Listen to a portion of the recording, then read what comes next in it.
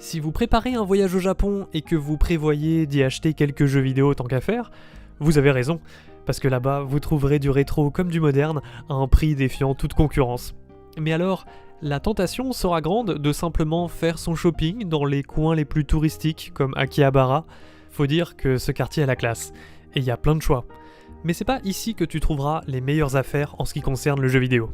C'est comme en France en fait, avec un peu de chance, dans un cash tu peux trouver des pépites à un super prix, alors que dans le quartier du rétro gaming boulevard Voltaire à République, c'est déjà plus compliqué parce que les vendeurs connaissent bien ce qu'ils vendent. Vous l'aurez compris, au Japon aussi, il faut chercher des caches. Sauf que là-bas, l'enseigne qui règne en maître s'appelle Book Off. Il y en a pas mal, mais ils sont pas tous intéressants. En fonction de la taille du magasin et de sa localisation, tu vas avoir plus ou moins d'articles à des prix plus ou moins gonflés. La solution ? Ouvrir Google Maps et chercher les Book Off Super Bazar. Rien que le dire, ça me fait saliver. En gros, c'est la version XL des Book Off, avec beaucoup plus de choix. Seulement, c'est des magasins tellement gros qu'ils sont jamais dans le centre. Faut souvent prendre le métro au moins une demi-heure pour aller en banlieue, dans des coins où il y a plus de place, ou des maxi-centres commerciaux, et surtout aucun touriste. Si t'as envie de te sentir un peu unique en tant que voyageur et pas entendre parler français au détour d'une rue, je ne peux que vous recommander de vous éloigner du centre. Parfois, on tombe par hasard sur des coins très sympas en cherchant des Book Off. Mais la finalité, c'est quand même le Book Off, donc parlons-en. Pour illustrer ce qu'on peut y trouver, je vais vous présenter le deuxième super bazar que j'ai fait au Japon, parce que le premier, je vous l'ai déjà présenté sur cette chaîne. Direction, le Book Off Super Bazar Vivid Minami Funabashi Store, à mi-chemin entre Tokyo et Chiba. Là-bas, j'ai acheté plein de jeux, des consoles pour les faire fonctionner, parce que toutes les machines européennes sont pas forcément dézonnées. Et maintenant que je suis un expert, je suis en mesure de passer en revue extrêmement rapidement chaque boutique sans rater aucune bonne affaire. Bon, par contre, RM, va falloir qu'on speedrun le Super Bazar, parce que là on est attendu, on n'a pas le temps. Ok, je fais au plus vite.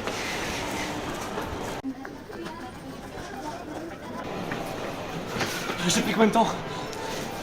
3 heures encore, comme la dernière fois. Non, même en se pressant, un super bazar, si tu veux tout fouiller, t'y passes l'après-midi. Mais alors, quel après-midi ?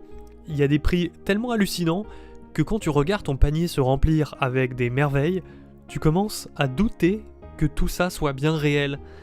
Je vous jure, parfois j'ai fait des rêves où je trouvais des jeux à des super prix dans des caches.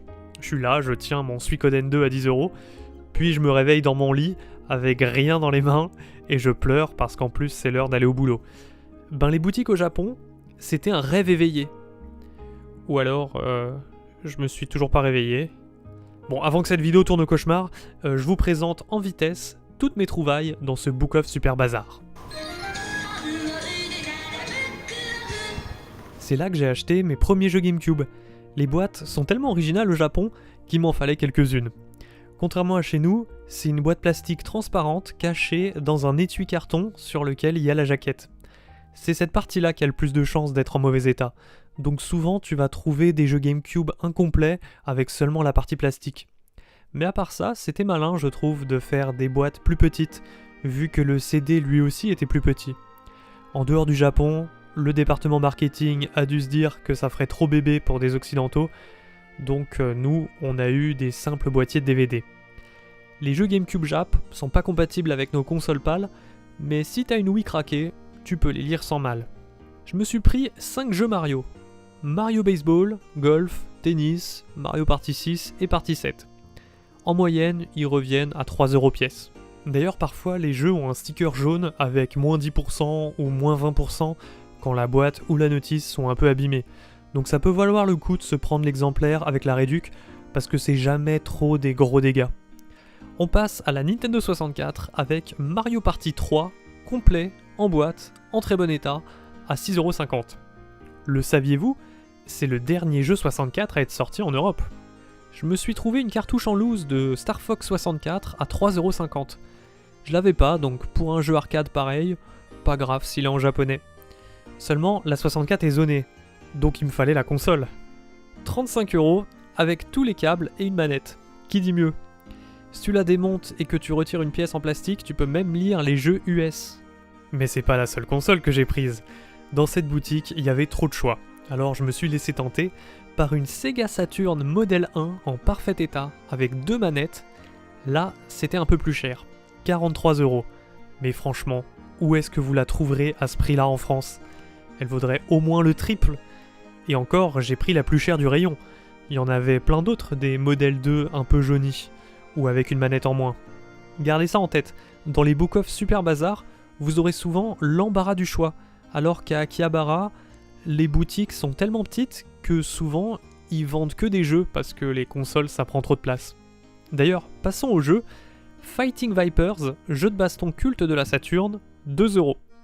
Riglord Saga, un tactical RPG, je vais rien comprendre, mais je trouvais ça drôle d'avoir une grosse boîte, 2€ aussi. On repasse chez Nintendo avec du classique, qui fait toujours plaisir. Super Street Fighter 2, on le présente plus, 6,50€. Et Ys 3 Wanderers from Ys, un chouette action RPG, 3,50€. Dragon Quest 7 sur PS1, je connais la version 3DS, mais pour voir comment tourne la mouture originale, j'ai pas hésité à dépenser 2€. On passe à la Vita avec des jeux qui n'ont pas eu droit à des versions boîte chez nous. Puyo Puyo Tetris, c'est excellent, 13€. Dokuro, ça l'est moins, mais ça reste intéressant et c'est en français, 11€. Dragon Quest Heroes 2, c'est pour la collection, 3€. Atelier Ayesha Plus, pareil, 6€. Taiko no Tatsujin, très bon jeu de rythme, même en japonais c'est cool, 6,50€. Et enfin, Trails of Cold Steel 2, en version collector, 3,50€. Lui je l'ai pris parce qu'il était pas cher et qu'il y avait des bonus dans la boîte, comme ce drama CD, que je n'ai pas encore trouvé le temps d'écouter. Ah et tiens, un Africa sur PS3 à 3€ également. Et ben la pêche fut bonne, pour 170 balles c'est pas mal. J'ai fait plein d'autres boutiques au Japon, mais je sais pas encore si je vais tout vous filmer. Vous en avez peut-être marre vu que c'est la deuxième vidéo dans ce genre. Dites-moi si vous en voulez plus. Donc pour conclure, je dirais que les Book of Super Bazar sont devenus mes magasins préférés ever. Il y a de bonnes affaires et on se laisse souvent tenter par des choses qu'on n'avait pas prévu d'acheter. Mais malgré tout, j'ai pu bien avancer sur ma liste d'achats en visitant plusieurs.